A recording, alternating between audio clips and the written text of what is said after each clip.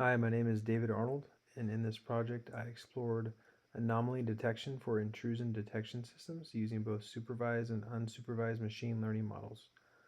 The goal was to identify suspicious network activity using the NSL-KDD dataset. I specifically compared random forests and SVM as supervised models and one-class SVM and isolation forests as unsupervised models.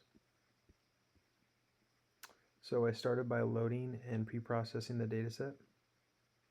The NSL KDD dataset includes different types of network traffic, along with labels that indicate whether the activity is normal or an attack. I converted the labels into a binary target variable where normal traffic was labeled as 0 and all attacks were labeled as 1.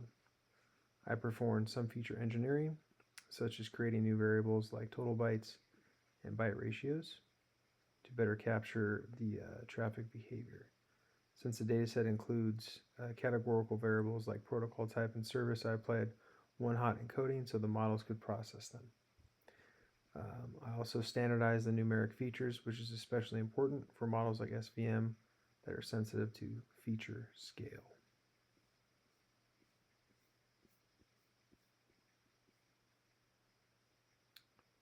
Okay. I then applied 4 different models. For supervised learning, I used random forest and support vector machine, which both learn from labeled data. For the unsupervised learning, I used one-class SVM and isolation forest, which detects anomalies based on patterns without relying on labels.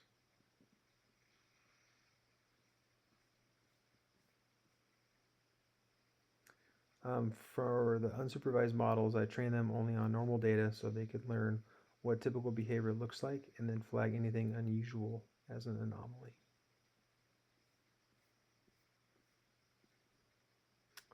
So down to my results here. The results showed a clear difference between the models. The random forest model performed the best. It achieved perfect precision, recall, and F1 score. This means that it correctly identified all normal and different anomaly traffic without making any mistakes on the test set. The isolation forest model also performed well with high precision, meaning it was usually correct when it flagged something as suspicious. However, with isolation forest, its recall was a little bit lower, which meant that it missed some actual anomalies. These results highlight an important trade-off. The random forest is very accurate when labeled data is available, while the isolation forest, it can be useful for detecting unknown or new types of threats that may not be in the previous training data. So an important observation is that while the random forest performed perfectly, this can indicate that the data set is easier to separate or that the model may be slightly overfitting. In real-world type scenarios, performance is usually not perfect like this random forest, so it's important to be cautious when interpreting results like this.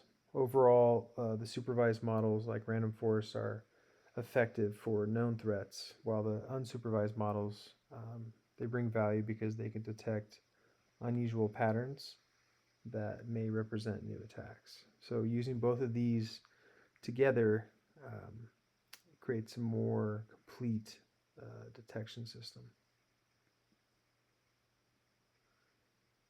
Moving on to the customer perspective and ethical Christian worldview. From a customer and ethical perspective, I would recommend using random forest as a primary model since it provides strong and reliable detection. However, I would also want to use the isolation forest as a second layer to help identify unknown threats. This type of approach aligns with a Christian worldview by prioritizing, the protection of users and using technology to serve others. It balances accuracy with fairness by reducing missed threats and unnecessary disruptions, while at the same time it helps ensure systems are both secure and trustworthy. So combining supervised and unsupervised models provides a strong and balanced approach to this anomaly detection, um, and it improves security and adaptability in cybersecurity systems. Thank you.